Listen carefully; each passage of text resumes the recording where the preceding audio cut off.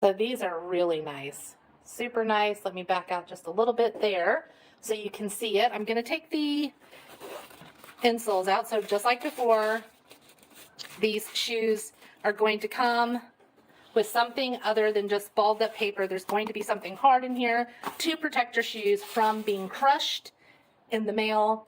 They did come in these boxes, and the boxes came in a plastic mailer. So it did not come in a separate box. Okay, so these shoes,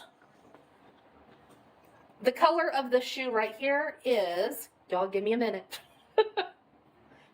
This one is the beige or the khaki, and this should be a 9.5 wide for men. And if you're looking at it and you think it looks comfortable, I bet it is. So this is good for someone that has diabetes. It's diabetic friendly design.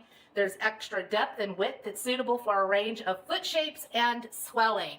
So even if you don't have diabetes, but you have something that makes your feet swell on the top, these shoes are great because if your foot swells on a given day, you can always adjust it to accommodate your foot until the swelling goes back down for you, and then you can wear it as you originally would.